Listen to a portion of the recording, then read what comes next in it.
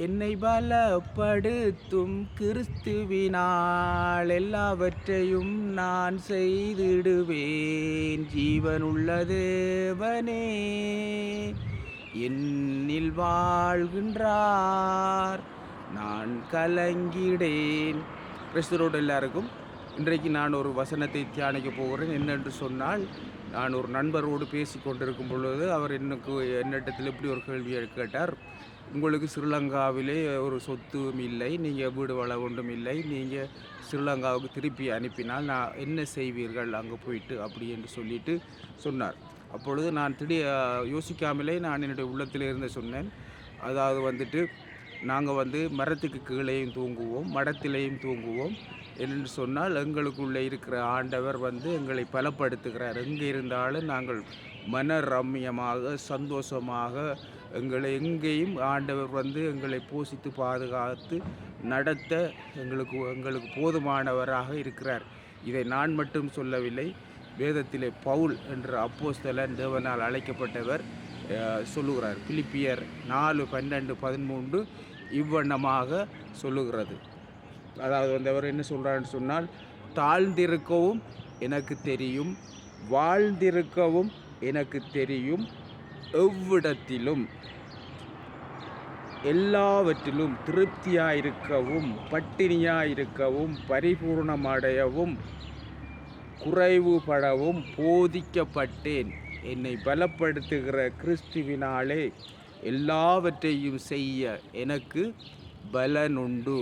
அதாவது எந்த நாடாக இருந்தாலும் சரி, எவ்விடம், அது ஸ்ரீலங்காவாக இருந்தாலும் சரி, சோமாலியாவாக இருந்தாலும் சரி, நாடோ இல்லாட்டி நாங்கள் இருக்கிற சூழ்நிலைகளோ எதுவும் எங்களுக்கு ஒரு பிரச்சனையும் கிடையாது. காரணம் என்று சொன்னால், எல்லா இடத்திலும் சந்தோஷமாக வாழ வைக்கக்கூடிய ஜீவன் உள்ள தெய்வம் யாரெல்லாம் அவரை ஏற்றுக்கொண்டார்களோ அவர்களுக்குள்ளே இருக்கிறபடியினால் முழு உலகத்துக்கும் அவர்தான் தெய்வமாக இருக்கிறபடியினால் அவர் பட்சபாதம் உள்ள தேவன் அல்ல. பவுலை பலப்படுத்தினவர் எங்களையும் பலப்படுத்துறதற்கு எங்களுக்கு உள்ளே இருக்கிறார்.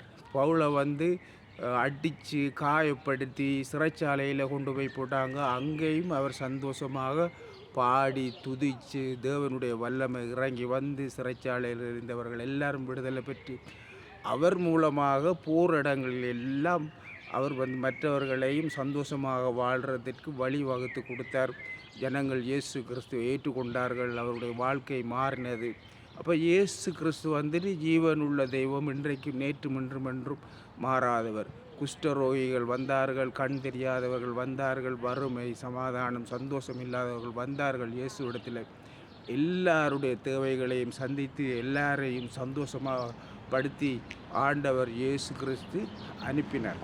அப்போ பிலிப்பு சமாரியா பட்டணத்துக்கு போய் அந்த இயேசுவை பற்றி பிரசங்கம் பண்ண பொழுது அந்த பட்டணத்தில் இருக்கிற மக்களுக்கு மிகுந்த சந்தோஷம் உண்டாயிற்று. அப்போ இயேசு எங்கே போகிறாரோ, எங்கே யாருடைய உள்ளத்தில் வாழுகிறார்களோ அவர்களுடைய உள்ளத்தில் எந்த சூழ்நிலையாலும் பிரிக்க முடியாத ஒரு சமாதானம் சந்தோஷத்தை இயேசு கிறிஸ்து கொடுத்து அவர்களை எப்பொழுதும் சந்தோஷமாக, அதனால தான் கர்த்தருக்குள்ளே எப்பொழுதும் சந்தோஷமாக இருங்கள் என்று சொல்லி பவுல் சொல்லுகிறார். அப்போ எங்களுக்குள்ளே இயேசு பரிசுத்த ஆவியானவர் வாழும் பொழுது அவருடைய வார்த்தையின் மூலம் அங்கே தாவீது ராஜா சொல்லுகிறார், உம்முடைய வேதம் என் மன மகிழ்ச்சியாக இராதிருந்தால் என்னுடைய துக்கத்திலே நான் அழிந்து போயிருப்பேன். இன்றைக்கு நாங்கள் எவ்வளோ பேரோட ஒரு கோடீஸ்வரர்கள் நிறைய சொத்துக்களை எல்லாம் சேர்த்து தாங்கள் நல்லா இருக்கணும்னு சொல்லி தங்களோட உடலை எல்லாம் பலப்படுத்தி அந்த சொத்துக்களை சேர்த்து அதன் மூலமாக தாங்கள் சந்தோஷமாக இருக்கலாம் என்று சொல்லி இருக்கிறவர்களோடு நான் கதைச்சு பார்த்தேன். தங்களால் நிம்மதியாக நித்திர கொள்ள முடியவில்லை, நிம்மதியாக வாழ முடியவில்லை அப்படி என்று சொல்வதை நான் என்னுடைய காதால் கேட்டிருக்கிறேன். அப்படி அவர்களால் நிறைய பிரச்சனைகள் பாடுகள், அதாவது ஆண்டவரை நாங்கள் எங்களுடைய உள்ளத்தில் ஏற்று அவருடைய வசனமும் எங்களுக்கு கொடுக்குற ஆறுதல் சமாதானம் சந்தோஷம். அவர் இந்த உலகத்துக்கு மாத்திரம் தேவைகளை மாத்திரம் சந்திக்கிறவர் கிடையாது. அதாவது அது நித்தியமாக எங்களுடைய தேவைகளை சந்திக்கிறவராக இருக்கிறார். அதனால தான் நாங்கள் பவுல் சொல்லுகிறார், இம்மைக்காக மாத்திரம் நாங்கள் தேவன் மேலே நம்பிக்கை வைத்திருந்தால் நாங்கள் பரிதவிக்கப்படத்தக்கவர்களாக இருப்போம். அதாவது எங்களுக்கு இம்மைக்குரிய தேவைகளையும் பரலோகத்துக்குரிய தேவைகளையும் எல்லா தேவையிலும் ஆவி ஆத்மா சரீரம் எல்லா விதமான தேவைகளையும் நம்முடைய ஆண்டவர் சந்திக்கிறவராக இருக்கிறார். அப்போ அவருடைய நாமத்தின் மேல் விசுவாசம் உள்ளவர்களாக அவரை ஏற்றுக்கொண்டவர்கள் எத்தனை பேர்களோ அத்தனை பேர்களும் தேவனுடைய பிள்ளைகளாகும்படிக்கு அவர்களுக்கு அவர் அதிகாரம் கொடுத்தார். அவர் தேவனுடைய பிள்ளைகள் என்று நாங்கள் மாறும் பொழுது அவர் எங்களை சமாதானம் இல்லாமல் சந்தோஷம் இல்லாமல் வாழ விடுவாரா? தேவைகளோடு இருக்க விடுவாரா? அவருடைய சொந்த குமாரன் என்றும் பாராமல் அவரையே எங்களுக்காக கொடுத்தவர் அவரோடு கூட மற்ற எல்லாவற்றையும் அருளாதிருப்பது எப்படி என்று சொல்லி வேதம் கேட்கிறது. அதனால் நாங்கள் இந்த உலகத்தில் இருக்கிற ஜனங்களைப் போல எதிர்காலத்தை குறித்து இந்த நாட்டை விட்டு திருப்பி அனுப்பினால் நாங்கள் என்ன செய்வோம், அங்கே போய் எப்படி வாழுவோம் அப்படின்னு சொல்லி நிறைய பேர் கவலைப்படுகிறவர்களாக கலங்கி தவிக்கிறவர்களாக இருக்கிறார்கள். ஆனால் எங்களுக்குள்ளே வாழுகிற ஆண்டவர் இந்த முழு உலகத்தை படைத்த தெய்வனாக இருக்கிறபடினால நாங்கள் எங்கு போனாலும் அவர் எங்களை வாழ வைப்பார், எங்களோட தேவைகளை சந்திப்பார். இப்போ நாங்கள் பயப்பட வேண்டிய அவசியம் இல்லை. அப்போ நாங்கள் அன்றன்றாடு எங்களுடைய தேவைகளை ஆண்டவர் சந்திக்கிறதுக்கு எங்களோடு கூட இருக்கிறார். நாங்கள் ஜெபம் பண்ணினால் ஆண்டவர் எங்களுடைய தேவையை சந்திப்பார். இந்த வழியிலும் நாங்கள் ஆண்டவருடைய கரங்களில் நாங்கள் ஒப்பு கொடுத்து ஜெபம் பண்ணுவோம். இப்போதாவே எங்களை எல்லாரும் படைத்தவரை என்னுடைய செய்தியை கேட்டுக்கொண்டிருக்கிற ஒவ்வொரு பிள்ளைகளையும் உங்களுடைய கரங்கள் ஒப்பு கொடுக்குறோம். ஆண்டவரே, நீங்கள் அவர்களோடு பேசி அவர்களுடைய தேவைகளை நீங்கள் சந்தியுங்க. ஆண்டவரே, சமாதானத்தை கொடுங்க, சந்தோஷத்தை கொடுங்க.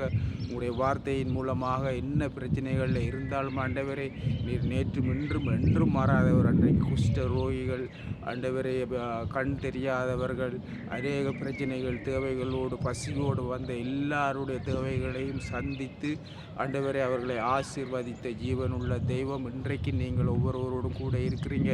என் மூலமாக நம்முடைய பிள்ளைகளோடு பேசி கொண்டிருக்கிறீங்க.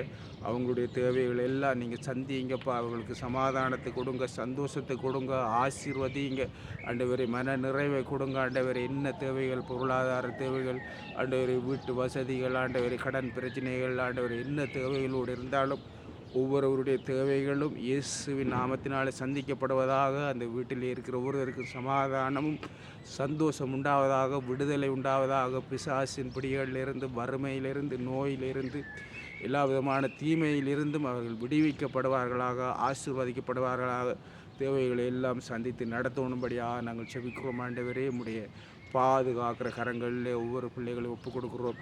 ஆசீர்வதியும் பொறுப்படும் வழி நடத்தும். இயேசுவின் நாமத்தினாலே ஒவ்வொரு பிள்ளைகளையும் ஆசீர்வதித்து ஜெபிக்கிறேன். எங்கள் ஜீவன் உள்ள நல்ல பிதாவே. கர்த்தர் உங்கள் ஒவ்வொருவரை நிறைவாக ஆசீர்வதிப்பார். ஆண்டவருடைய வேதத்தை எடுத்து தியானித்து நீங்கள் முழு உள்ளத்தோடு ஆண்டவரை தேடி ஜெபம் பண்ணினால் உங்களுடைய தேவைகளை எல்லாம் ஆண்டவர் சந்தித்து உங்களை வழி நடத்துறதற்கு அவர் வல்லமை உள்ளவராக இருக்கிறார். கர்த்தர் தாமே உங்களையும் உங்களுடைய குடும்பங்களை நிறைவாக ஆசீர்வதிப்பார். ஆமேன்.